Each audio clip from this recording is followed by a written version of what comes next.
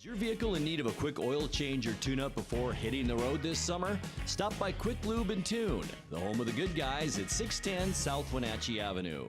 It's time for NCW Life News on the NCW Life channel. The latest from the Wenatchee Valley and North Central Washington with Steve Hare, Grant Olson, and sports with Eric Granstrom. Good evening and welcome to NCW Life News. I'm Grant Olson. Before we get to today's top stories, let's take a quick look outside our weather window, and what a gorgeous shot looking up at the town of Orondo and the beautiful Columbia River. That is just a beautiful shot. Blue skies out there today, a few clouds and a little bit of haze out there, but nothing like we saw late yesterday afternoon, but cooler temperatures for sure today, and get ready for that because we have that trend in our forecast. We will have fall-like weather coming our way, especially as we get into the weekend and early next week. Cooler temperatures. In fact, we will continue cooling down all the way until Sunday, and that will probably end our nearly 80-day streak of rain-free days because we do expect rain as well by the time we get into Sunday, and we'll talk more about that a little bit later on in our broadcast. And now a few of the stories we're following for you tonight. An update on wildfires throughout the region, including new evacuation levels. A 19-year-old Manson man is accused of rape, and we'll talk car tabs with anti-tax activist Tim Eyman. Later on, we'll have sports, your weather forecast, and our feature story today. But first, an Okanagan man was found dead in his jail cell Tuesday afternoon at the Chelan County Regional Justice Center. Captain Jim West of the Wenatchee Police Department tells us about the sequence of events. Well, yesterday about 2:33 p.m., Rivercom received a call from the Chelan County Regional Justice Center in regards to an inmate that was unconscious and not breathing. Staff there had started CPR, and EMS was dispatched to respond to the Justice Center. We're continuing the investigation, once we get all that in place, and then I'll put out some more information for the public and for the media. The deceased man has been identified as 31-year-old Jeremy Lavender of Okanagan. Captain West says Lavender was originally arrested at the Walmart in Chelan back on September 3rd for theft and possession of a controlled substance.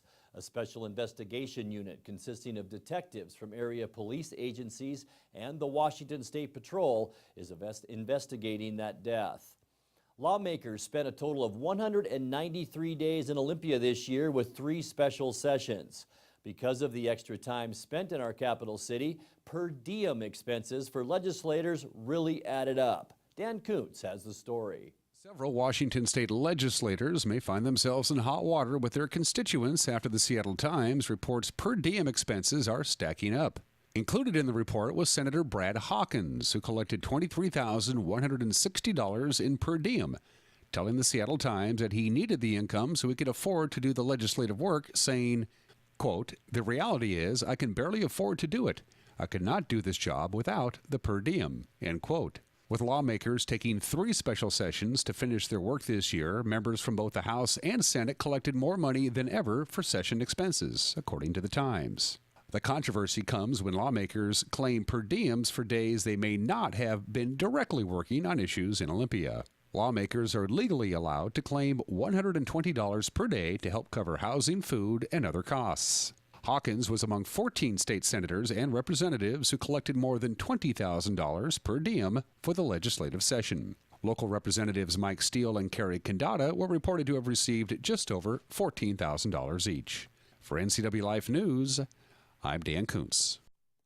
The huge plume of smoke that inundated the Wenatchee area late yesterday afternoon was in part the result of strong northerly winds and smoke from the now 115,000-acre Diamond Creek fire near Mazama.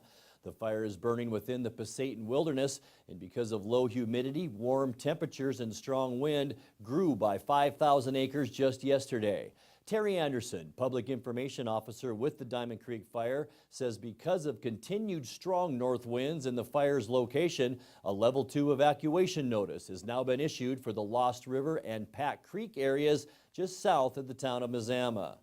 Those two particular areas as it moves south is where our human habitation lives, about 10 miles away. That's the communities around Mazama. And so that's our concern. Even though we're 10 miles away from the fire, the fire's 10 miles away from community, we're at a level 2 evacuation, which is a heightened awareness for folks to prepare to evacuate. There is no get out message at this point at all. It's more of heightened evacuation awareness.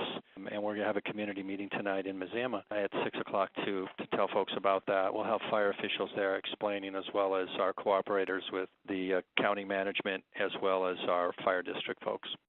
The Diamond Creek fire perimeter is now 30% contained. The Jolly Mountain fire near Cle Elum is now just under 34,000 acres, and as gusty winds caused some moderate fire growth yesterday. Rick Isaacson, Public Information Officer with the Jolly Mountain Fire, says crews are working around the clock to build containment lines to prevent the fire from spreading. We're running 24-hour folks out here, so we had some night burns go on last night, doing some back burns. And yesterday afternoon we did some back burns as well with air support to keep things from getting out of hand. We had quite a bit of wind yesterday and last night, but it didn't cause any major problems. There was a couple of instances of spot fires that jumped outside the containment line. They were jumped on right away and taken care of. Same operation today. It's south edge of the fire. It's in mop-up stage, so we can secure the containment lines and make them good and solid. Governor Jay Inslee visited the Jolly Mountain fire lines yesterday to get an update. He also attended a public meeting and the Roslyn City Council meeting.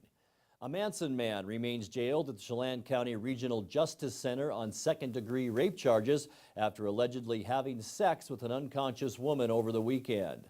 According to the Wenatchee World, 19-year-old Carlos Mendoza admitted to having sex with a woman who said she was highly intoxicated. The woman told police she did not recall having sex with Mendoza and did not consent. The woman reported the assault after a friend saw Mendoza leave her room. According to the affidavit obtained by the World, Mendoza told deputies the victim was not unconscious during sex and that she never said no. Coming up, we talk car tabs with anti-tax activist Tim Eyman. We check in with local mayors on the state of East Wenatchee and Wenatchee. And the Numerica Performing Arts Center will dedicate a stage in honor of Wilfred Woods. I'm Grant Olson, and you're watching NCW Life News. Stormy Mountain Brewing and local public house, featuring great family dining in downtown Chelan. We've got burgers, pub fare, and the best barbecue around. Try one of our award-winning sauces made fresh here in-house. So grab the whole gang and come on down. Stormy Mountain Brewing. Beer, barbecue, friends, and beer.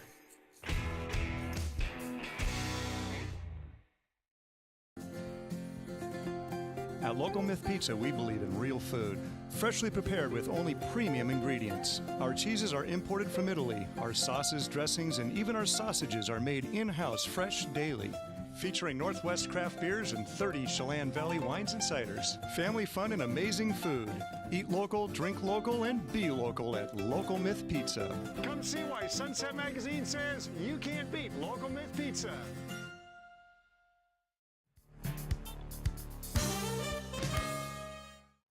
Welcome back. Anti-tax activist Tim Eyman is hoping a third time is a charm. Earlier this summer, Eyman launched a new initiative to get rid of vehicle weight fees, vehicle fees imposed by cities, and more importantly to him, bringing back the $30 flat fee car tabs. The Puget Sound region basically shafted themselves because a local government basically promised everybody, vote for this package and your car tabs will only go up $80. But everyone's getting a bill of $300, $500, and $800 going, you lied to me. I am pissed. You are infuriating me. I was lied to. I wish there was some way I could have a redo on that vote. And this initiative just comes along at a perfect time that says, let the people vote again. It's something that we've done 2 times in our state. The voters overwhelmingly voted to lower their vehicle tabs down to $30. But in the last 5 years, these dirty dogs just started jacking them back up again. And people are just spitting mad. I've been at fairs, at various various events and collecting signatures, and people are seeing card tabs of $300, $500, $800, and they're going, whatever happened to my $30 card tabs? And so riding to the rescue on a white horse is a $30 tabs initiative that I'm doing. People are calling me up saying, send me 100 petitions. I want 500 petitions. I need 1,000 petitions. It is really an organic thing. We frankly don't have a lot of money, so it's an all volunteer kind of effort, and it really is taken off like a rocket. It's got a real snowball effect to it, and it's kind of taken on a life of its own. We have from now until the end of December to collect signatures, so I hope people in Chelan, when they see a petition, they'll sign it. Wenatchee Mayor Frank Kuntz, along with East Wenatchee Mayor Steve Lacey, recently joined Dan Kuntz on Wake Up Wenatchee Valley for a State of Their City report. Both mayors say infrastructure in their cities has drastically improved. East Wenatchee is debt-free, so that says a lot about the state of our city. That doesn't mean that we're needs-free. We've got the same problems that most cities have in trying to maintain our infrastructure and our roads and those kinds of things. But I would say overall, pretty happy with the situation in terms of our budget in East Wenatchee. We've got several projects people know this summer that have torn up the roads, but they're all improvements. The city of Wenatchee's doing obviously much better than it was 5.5 years ago when I took over. I'd say significantly one of the things that we've really been working on is the same thing Mayor Lacey talked about, kind of infrastructure and kind of paving residential streets in our city. And when I became mayor, when we look at the city's share of property tax from all of the property owners, and it gets into a bucket. When I became mayor, 75% of that went to our general fund to pay for salaries and wages, and 25% went right over to our street fund. Currently, that is totally switched. It's now 25% general, 75% streets, and in our 2018 budget, I've asked, and I think we're going to get it done, 100% of all property taxes will go to our road program. So we will be starting probably sometime in 2018 or 2019 an absolute pavement management system, a program within the city when you will know when your residential street will get repaved or sealed. And so we've been really focused and working over the last year on that, and I'm thrilled to be able to tell our taxpayers that every penny of property tax that the city gets is going to our street and road department. Both mayors also say that cooperation between Wenatchee and East Wenatchee has never been better. The Numerica Performing Arts Center will unveil the Wilfred R. Woods stage on Friday, commemorating the legacy of Wilfred Woods. The event will include a ribbon cutting at 7:30 p.m. right before the Arts Center's season kickoff show called Impact. Executive Director Matt Cadman explains the story behind the dedication. You all know that Wilfred Woods is the publisher of the Wenatchee World, and his father, Rufus Woods, was the original publisher of the Wenatchee World, and Wilf's son, Rufus, is the third generation of Woods to be the publisher of the paper. But Wilf, in the middle of his transition away from the paper, wrote this wonderful little thing called Miracle on the Avenue, Miracle on Wenatchee Avenue, and this is a history of this place and all of the people who put so much hard work and effort, their time, their talent, their treasure into making this happen. And it's an amazing read, because every day I get here I'm thinking, why is this place even standing? The history is so controversial. I mean, the state and the legislature went to war. Part of Wenatchee went to war. They weren't sure where they were going to put it. And once the place got up and running, it was didn't have any real operating money. So the fact that here we are 17 years later, and Wilfred R. Woods being the incredible patron of the arts that he is, we can't think of a better way to honor his name and legacy than to name our theater after him. It'll be a treasure. It will just be one of the great moments of my life to be able to dedicate the theater to Wilf on Friday. The stage dedication was announced during the celebration of life for Woods back on March 12th. You're watching NCW Life News. Coming up next, your sports update, followed by today's feature story. That and much more still to come right here on NCW Life News. Stay with us. Every golfer aims to play their best, and smart golfers turn to the Golfer's Edge to get the Golfer's Edge. PGA professional Ed Payne has you covered from tee to green. You can work on your swing or play 18 in air-conditioned comfort on the golf simulator. Tanya's Corner has all the apparel the golfer needs at sale prices. And Ed can even rebuild your favorite set of clubs or custom make you a brand new set. Ask how you can qualify for a free 30-minute lesson at the Golfer's Edge on Mission between Kittitas and Yakima. Is this really what we're going to do on our girls' night out? We should go to Club Crow. The bar and grill in Kashmir? Yeah, let's go. Looking for a fun-filled, friendly hometown atmosphere? Club Crow Bar and Grill in Kashmir is the place to be. Hi, this is Justin. Here at Club Crow, we have a full bar and restaurant, live music, a dance floor, pool tables, pull tabs, and live jam sessions the first Sunday of every month. Club Crow in Kashmir, the coolest place in town.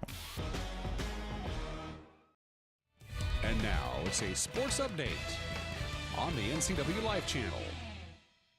And a happy hump day. The Les Schwab Prep scoreboard from last night had Eastmont on the road for what turned out to be its season opener at Moses Lake. They dropped it 4-0 to the Chiefs. Next up, a home game tomorrow against Davids at 7. We'll have that live here on the NCW Life channel. Sebastian Moraga and Matt Wiesen with a call right here. Wenatchee's game against West Valley on the road postponed due to smoky conditions. In volleyball, Chelan blanked Brewster 3-0. Antioch top Manson 3-0. Eastmont dropped a hard-fought match to Moses Lake 3-2. And at Wenatchee High, the Panthers came storming back after dropping the first 2 games to state powerhouse West Valley to win the second 2 and force a 5th and deciding game. I had the call along with Leanne Branham here last night live on the NCW Life channel. Dexter's got the problem with her eyes right now. With a continued play, Sugg with the service. Remsburg, cross, Rubright, deep. Keep it alive to the Panthers. Sugg up front to Hallberg. Another point for Ellie at the line. Panthers up by 4. Dexter with the service. Oh, and an ace! Points! Game! Panthers! Hallberg on the service. 24-17. Back line it goes. Remsburg on the set. Burns on the shot. To the front line to Sugg. Cross court to Dexter. Ricochet shot! Point! Panthers win game 4! 25-17.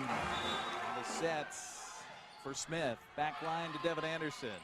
Now to Hallberg, to Sugg, gets it over, keeps it alive. Here comes the set, Rubright. Nice stop by Hallberg, but it goes out of bounds, and that will be the game and the match. Fun match to call last night. Wenatchee fell to 1-1 with the loss. Well, the Youth Hunting and Fishing Day is coming Saturday to the NCW Gun Club in East Wenatchee. Keith Boyd, Vice President of the Wenatchee Sportsmen's Association, says kids will have a chance to actually shoot a weapon. There will be opportunities for those that want to shoot. We'll have a .223 set up. We'll have .22s set up, archery set up, and trap shooting. So, yeah, they'll get an opportunity to shoot at some trap. And so, yeah, that's a good, and the kids love that stuff. Now, of course, there will be plenty of adult supervision, and each youth that participates gets tons of free stuff and will be entered to win even more prizes. Start Saturday morning at 10 o'clock. Ben Gamble and Kyle Seeger each hit 3-run home runs as the Mariners down Texas 10-3 last night in Arlington. Both Gamble and Robinson Cano finished 3 for 5 at the plate to help former Apple Sox pitcher Marco Gonzalez notch his first win as a manager. Manager Scott Service, or as a Mariner that is, Manager Scott Service said it was nice to see the offense get going early, and it was a team win last night. Gonzalez went 5 innings, allowed 3 runs on 8 hits, striking out 6. The win helped Seattle remain 3.5 games back in the second wild card spot. Game 3 today will feature Mike Leake against Martin Perez. On the Les Schwab wild card scoreboard from last night, Kansas City edged Chicago 4-3 to remain 3 games back. Toronto topped Baltimore 3-2, while Tampa Bay nipped New York 2-1. Minnesota became the first team in Major League history to hit home runs in each of the first 7 innings of a game as they bombed San Diego 16-0. Houston topped the Angels 1-0, so L.A. falls to 2 games back. Texas's loss to Seattle drops the Rangers 3 games out, while Seattle and the Orioles remain 3.5 games back in the wild card chase. By the way, how about the run here for the Cleveland Indians? They have now tied the American League record with 20 wins in a row, going for number 21 today. That's sports. I'm Eric Grandstrom. Grant, back to you. Thank you, Eric.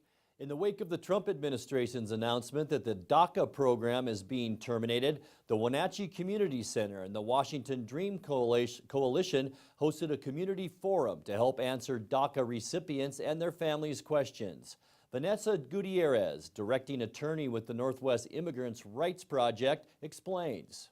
It was a program announced in June 2012 by the Obama administration. So it's not a law, it's a policy where it was decided that government resources weren't going to be used to go after people who are low priority for deportation. So that means they were given what's called deferred action, so low priority, and are able to get a work permit, which getting a work permit then means that you can get a social security number, you can work, you can go to school and use your social security number for financial aid and other purposes.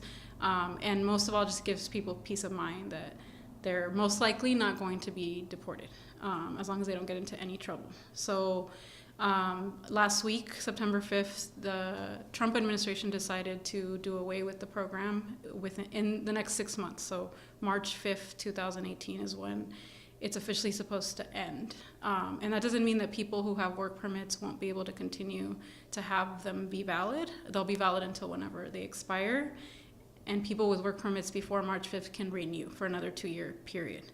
The idea behind it is that the executive branch is asking Congress to do a legislative fix and do something more permanent. And so now we're in this state of uncertainty, not knowing what's going to happen. So locally, what that means is that our local youth, students, people in the community that have jobs don't know whether they'll have a job when their work permit expires, and whether they'll be at risk of deportation. We don't think that as a group that DACA recipients will be placed in deportation proceedings, but if they were to get into any sort of criminal trouble or in some other way have contact with immigration, then there's a possibility that they could be now at a much higher risk of deportation. We'll be back in just a moment with a look at news from around the state and your complete local weather forecast right after this. Lake Chelan mailboxes find solutions and the best price for all your shipping needs, including UPS, FedEx, and the U.S. Postal Service. We offer a variety of services including quality copies of all sizes, faxing, scanning, sending and receiving email, laminating, and notarizing. Enjoy browsing through our large selection of greeting cards. Lake Chelan Mailboxes supports our military, fire victims, and our community. Come see us at the Plaza in Lake Chelan. Hey folks, Carrie from Blueberry Hills in Manson. It's blueberry picking season and King 5 named us the second best destination restaurant in Washington State. So toss the family in the cruiser and get on out to Blueberry Hills for the best down-home scratch country cooking you've had in years. And don't forget our award-winning pies. We're fun, family-friendly, and a delicious destination year-round. We're open every day from 8 to 3, serving breakfast and lunch all day. So come on out to Blueberry Hills.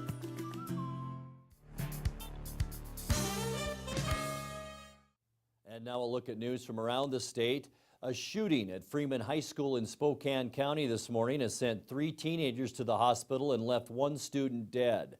Police have the shooter in custody and are continuing to investigate the incident. Representatives from Sacred Heart Hospital in Spokane spoke with the press during a briefing earlier this afternoon to speak on the condition of the 3 victims. We had several trauma rooms available. We had 8 operating rooms available, and fortunately did not need much of that. So we have 3 teenagers with us, and they're all doing well.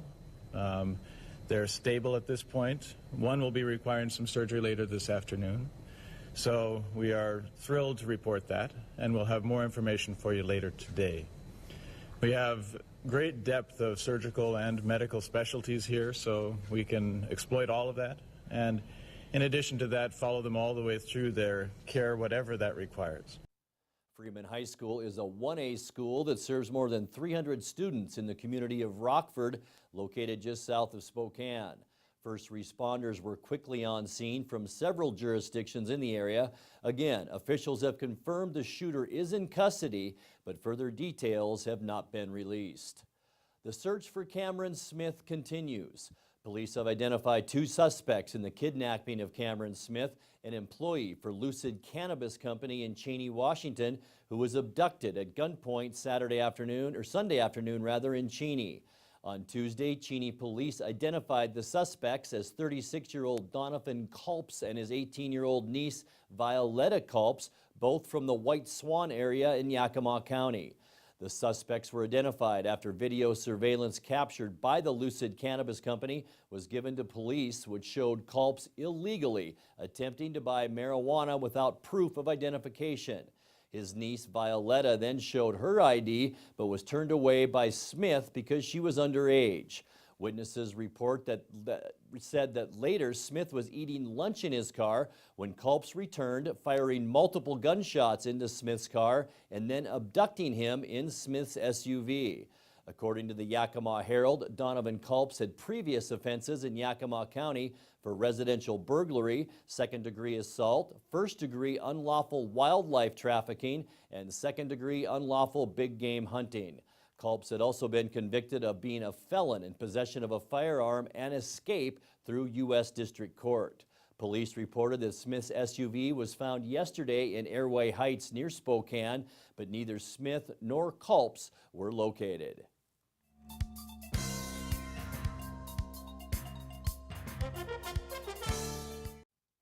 And now your weather forecast for north central Washington. Let's take another beautiful peek outside our weather window courtesy of Sky-Fi. And we are seeing the Columbia River looking towards Orondo. Just some blue sky and some high clouds out there today. A shroud of haze still visible around north central Washington, but much, much better conditions than we've seen over the past few weeks. An upper level trough of low pressure and associated cold front is currently pivoting across southern British Columbia. The pressure gradient between high and low pressure will strengthen across the northern half of the forecast area, and that will result in very windy conditions throughout most of north central Washington. Thursday will be a repeat pretty much of sorts of today, with winds picking up through the morning along with cooler temperatures. That trend, along with much cooler temperatures, will also be our weather scenario as we get into Friday and into the weekend, where some overnight low temperatures will actually drop down into the upper 30s. Sunday will be our real weather maker as a large upper low drops out of the Gulf of Alaska and moves into the Pacific Northwest coast. For the inland northwest, we'll notice the clouds stream into the area on Sunday, and then eventually a 50 to 60% chance of rain throughout the region on Sunday night. The upper low settles over Washington on Monday with rotating clouds and periods of light rain around the area. Monday is going to feel more like mid-October rather than mid-September. For the remainder of next week, we will see below normal temperatures with a decent chance of rain showers, so pretty much a win-win situation for our weather with much needed rain and disappearing smoke. Let's take a look now at our forecast, and we will see cooler temperatures throughout. 54 with wind tonight for our overnight low. A little bit of wind on Thursday, 76 our high temperature, 74 for Friday, and 73 as we move into the weekend on Saturday. Look at the temperatures, though, Sunday and Monday. As I mentioned, a 50% chance of rain on Sunday night with lows about 53. 67 our high temperature on Monday, 49 our low Monday night. And then on Tuesday, we'll stay in the upper 60s with sunshine. 68 our high temperature by then with 50 our low temperature. As we leave you tonight, the Wenatchee Wild's home hockey opener is this Saturday. I think it's safe to say we are in good hands with Seth Eisel and Jacob Acton in goal, especially when compared to this guy.